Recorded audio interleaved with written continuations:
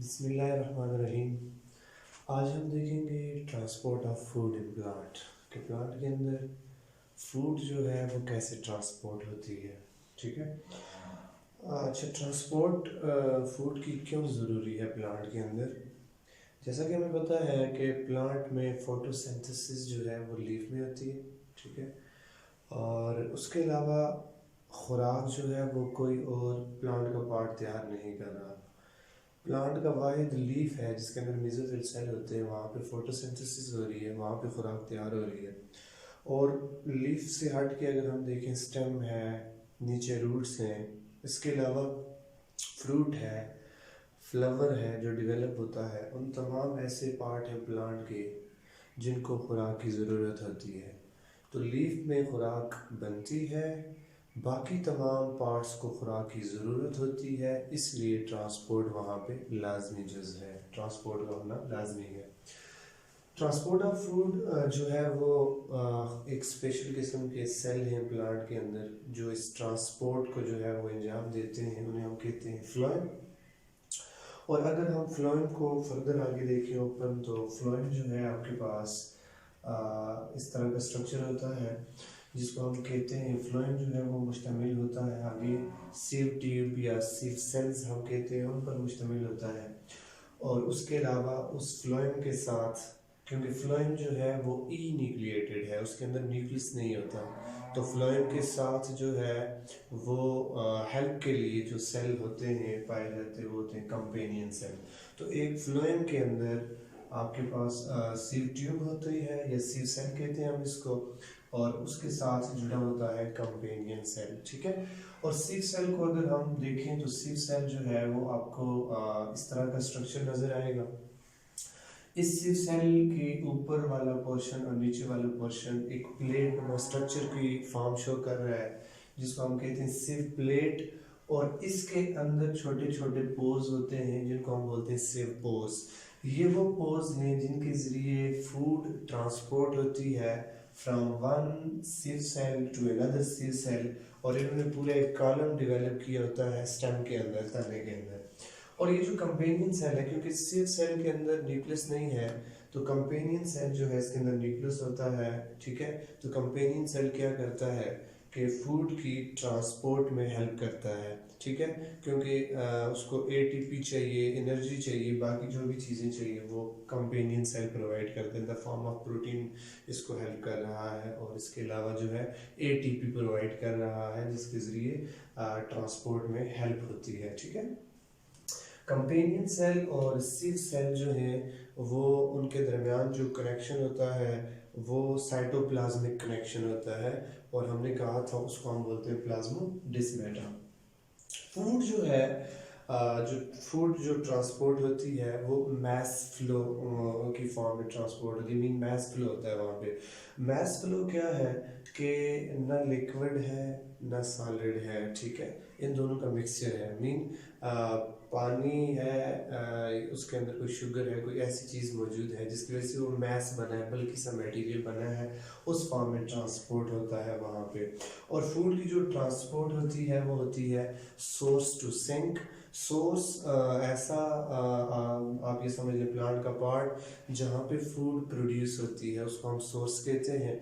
और जहाँ पे फूड ने यूटिलाइज होना है या फूड ने स्टोर होना है उसको हम बोलते हैं सिंक। ठीक है। फ्रॉम सोर्स में फूड तैयार होगी और ट्रांसपोर्ट होगी वहाँ पे जहाँ पे इसकी ज़रूरत है, उसको बोलते हैं सिंक।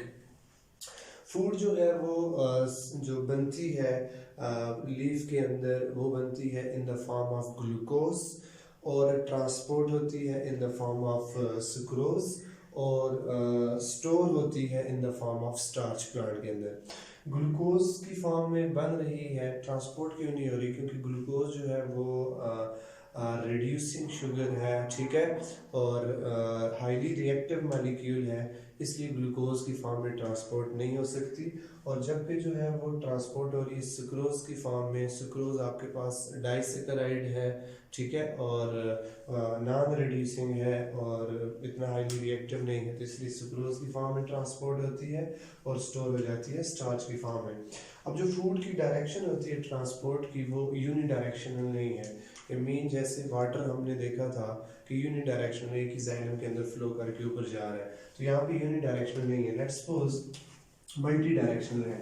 इस सीव ट्यूब के अंदर फूड आ रही है, ठीक है, सीव ट्यूब के अंदर यहाँ से फूड ऊपर भी जा सकती है, फूड यहाँ से नीचे भी आ सकती है, फूड यहाँ से आगे भी ट्रांसपोर्ट होती है, यहाँ से साइड पे भी।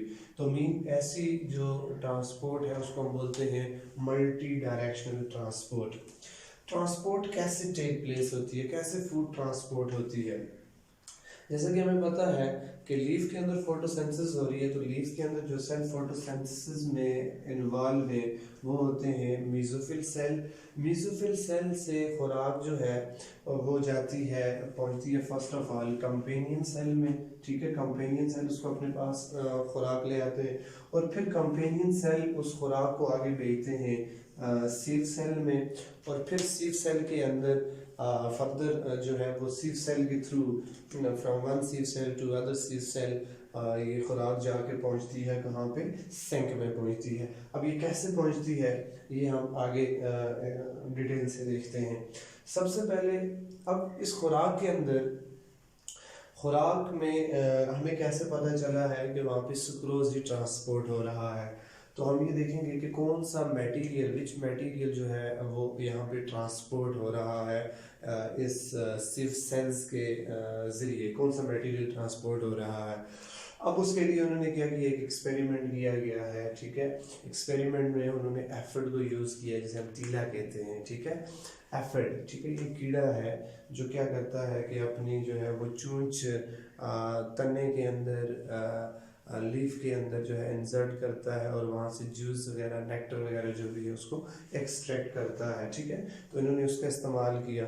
अब जब उसने खुराक वहाँ से अपना माउथ इंसर्ट करके जो फूड फ्लोएम से ली है, उस फूड की जब कंपोजिशन चेक की गई तो उस फूड में 10 to 25% ड्राई मैटर था और 90% उसमें जो चीज़ थी वो सुक्रोज थी। तो इससे पता चला कि जो फूड है वो ट्रांसपोर्ट होती है in the form of sucrose. Transport का पैटर्न आपको मैंने जैसे पहले बताया कि सोर्स में बनेगी, सिंक में जाके वो जो है वो स्टोर होगी या सिंक की तरफ ट्रांसपोर्ट होगी। अब इसके लिए मैंने आपको ये भी समझाया कि ये मल्टी डायरेक्शनल ट्रांसपोर्ट हो सकती है, यूनि डायरेक्शनल नहीं हो सकती। मैकेनिज्म क्या है? मैकेनिज्म दो किस्म के मैकेनिज्म इस्तेमाल होते हैं। एक मैकेनिज्म है डिफ्यूजन वाला।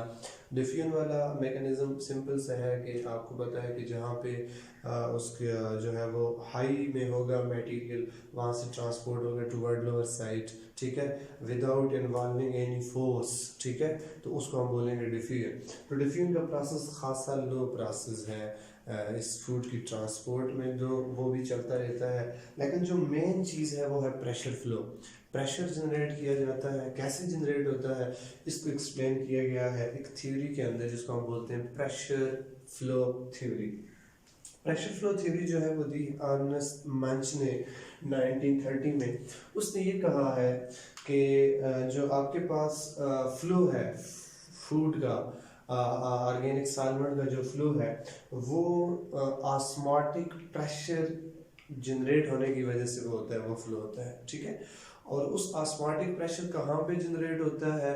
वो ऑस्मोटिक प्रेशर जनरेट होता है सोर्स और सिंक के दरमियान, ठीक है। सोर्स और सिंक के दरमियान ऑस्मोटिक प्रेशर जनरेट किया जाता है और उस ऑस्मोटिक प्रेशर के ज़रिए जो है वो फूड की ट्रांसपोर्ट होती है फ्रॉम सोर्स टू सिंक। आइए देखते हैं स्टेटमेंट को कैसे एक्सप्लेन किया गया है। यहाँ पे आपको नज़र आ रहा है लीफ, और इस लीफ में आपके पास मैं ये कहता हूँ कि ये है आपके पास फ्लोएम सेल, और इन फ्लोएम सेल के अंदर हो रही है फोटोसिंथेसिस और यहाँ पे तैयार हुई है जी खुराक, ठीक है। फ्लोएम सेल के अंदर खुराक तैयार हो रही है जी, खुराक तैयार हुई है। यहाँ से खुराक जब बन जाती है फ्लोएम में तो यहाँ से खुराक आ जाती है वेन में through the process of diffusion, आप ये कह दें, ठीक है। सिंपलेस्ट पाथवे इस्तेमाल हो रहा है और आपके पास जो है खुराक पहुँच आई है वेन के अंदर, लीफ की वेन के अंदर। अब वेन के आगे जो है वो कनेक्टेड होता है कंपेनियन सेल, ठीक है, कंपेनियन सेल। अब यहाँ पे जो है कंपेनियन सेल जो है, जाहिर सी बात है सेल है कंपेनियन सेल, इसके अंदर कंसंट्रेशन हाई है आयंस की, पीछे से जो है वो फूड आ रही है वेन्स के ज़रिए, तो यहाँ पे कंपेनियन सेल क्या करेगा, वेन में से खुराक को लेगा बाय यूटिलाइजिंग एटीपी। तो जब एटीपी इस्तेमाल होगा फूड को कंपेनियन सेल में लाने के लिए, तो उसको हम बोलेंगे एक्टिव ट्रांसपोर्ट। तो यहाँ आप ये कह देंगे लीफ की जो वेन है उसमें से फूड सबसे पहले आती है कंपेनियन सेल में, और कंपेनियन सेल उस फूड को लेता है एक्टिव ट्रांसपोर्ट के मैकेनिज्म के जरिए यूटिलाइजिंग एटीपी। तो जब कंपेनियन सेल में खुराक आ जाती है, फिर कंपेनियन सेल, और मैंने आपको कहा कि कंपेनियन सेल जुड़ा होता है सिव सेल के साथ, और इन दोनों के दरमियान जो कनेक्शन होता है उसको हम बोलते हैं प्लाज्मोडेस्माटा, मीन साइटोप्लाज्मिक कनेक्शन है। तो खुराक जब कंपेनियन सेल में आ गई है through the active transport mechanism, तो अब जो है वो सिम्प्लास्ट पाथवे के जरिए कंपेनियन सेल से जाएगी सिव सेल में, ठीक है। सिम्प्लास्ट पाथवे मैंने आपको कहा था कि एडजेसेंट साइटोप्लाज्म को इन्वॉल्व कर गए, तो इसका साइटोप्लाज्म और इसका साइटोप्लाज्म आपस में कनेक्टेड है, किसके जरिए, थ्रू प्लाज्मोडेस्माटा। तो कंपेनियन सेल से सिम्प्लास्ट के जरिए खुराक पहुंचेगी, डिफ्यूज होगी इनटू सिव सेल, और जब सिव सेल में खुराक पहुंच आएगी तो सिव सेल के अंदर जो कंडीशन बन जाएगी वो होगी हाइपरटोनिक कंडीशन। खुराक भी आ गई है, इसके अंदर आयंस मटेरियल्स वगैरह भी मौजूद था। अब एज कंपेयर टू जाइलम, क्योंकि ये है आपके पास सिव सेल मीन जो फ्लोएम का सेल है, और उसके साइड पे होता है जाइलम। जाइलम के अंदर क्योंकि पानी होता है, यहाँ फ्लोएम में जब खुराक पहुंच आएगी, ऑर्गेनिक सॉल्वेंट पहुंच आएगा, तो इसकी जो है वो कंडीशन चेंज हो जाएगी, हाइपरटोनिक कंडीशन बन जाएगी।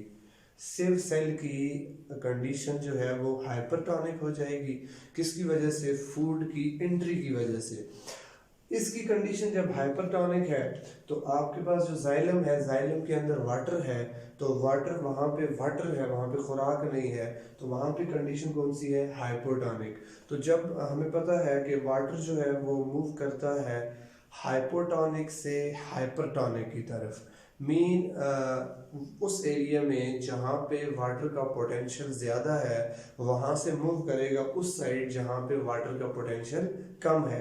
तो यहाँ पे सिर्फ पानी है, तो मीन यहाँ पे वाटर का पोटेंशियल हाई है, और यहाँ पे खुराक है तो वहाँ पे वाटर का पोटेंशियल कम है। तो क्या होगा कि यहाँ से जाइलम से वाटर एंट्री मारेगा किसके अंदर, सिव सेल के अंदर, ठीक है। अब जब सिव सेल के अंदर वाटर एंटर हो जाएगा तो वहां पे पानी की एंट्री होने की वजह से प्रेशर जनरेट होगा, ठीक है। इस सिव सेल के अंदर क्या जनरेट हो जाएगा जी, प्रेशर जनरेट हो जाएगा। अब प्रेशर जनरेट होगा, इसी तरह अगर हम यहाँ से नीचे एक और जो है वो सिव सेल ड्रा करें, ठीक है। अब ये है नंबर 1 सिव सेल, ये नंबर 2 सिव सेल, इसके अंदर प्रेशर जनरेट हुआ है पानी की एंट्री की वजह से। और पानी क्यों एंटर हुआ है, खुराक वहां पे जब आई है उसने हाइपरटोनिक कंडीशन की है, तो उसकी वजह से हाइपो से हाइपर की तरफ वाटर गया है। अब यहाँ पे जो है वो क्या है कि यहाँ पे प्रेशर लेस है, यहाँ पे प्रेशर हाई है, तो खुराक मूव करेगी फ्रॉम हाई प्रेशर वाले एरिया से टूवर्ड लो प्रेशर एरिया, और कहाँ से पास होगी, थ्रू दीज पोर्स जिनको हम बोलते हैं सिव पोर्स।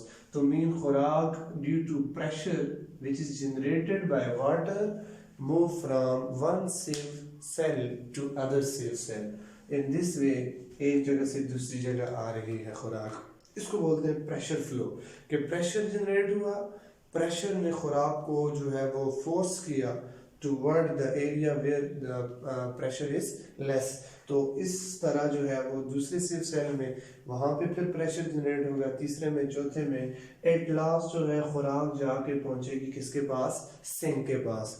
अब यहाँ पे देखें आप, पहला प्रोसेस क्या हुआ कि लीफ से खुराक कंपेनियन सेल में आई है एक्टिव मैकेनिज्म के जरिए, फिर कंपेनियन सेल से जब खुराक सिव सेल में गई है तो वहां पे कंडीशन आई है हाइपरटोनिक। यहाँ पे स्टेप वाइज देखें, कंडीशन आई है हाइपरटोनिक। हाइपरटोनिक कंडीशन की वजह से क्या हुआ है कि वाटर ने मूव किया है जाइलम से फ्लोएम में, और फ्लोएम में जब वाटर मूव हुआ है तो उसकी वजह से वहाँ पे फ्लोएम के अंदर प्रेशर जनरेट हुआ है, और प्रेशर जनरेट होने की वजह से उस प्रेशर ने फूड को फोर्स किया है from one companion cell to other companion cell. In this way खुराक जो है वो जाके रीच करेगी सिंक में।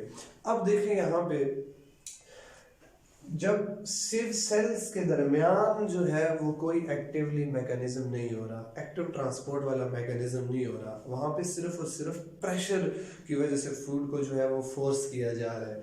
अब जब लास्ट जो है वो वाला फ्लोएम का सेल जो सिंक के साथ जुड़ा हुआ है, जो स्टोरेज ऑर्गन के साथ जुड़ा हुआ है, उसमें से जब खुराक सिंक में जाएगी तो अगेन यहाँ पे एक्टिव मैकेनिज्म होगा। ठीक है, मीन सोर्स से खुराक का फ्लोएम में आना, उसके लिए भी जो है वो एक्टिव ट्रांसपोर्ट का मैकेनिज्म है, और सिमिलरली फ्लोएम से खुराक का सिंक में जाना, उसके लिए भी एक्टिव ट्रांसपोर्ट का मैकेनिज्म है।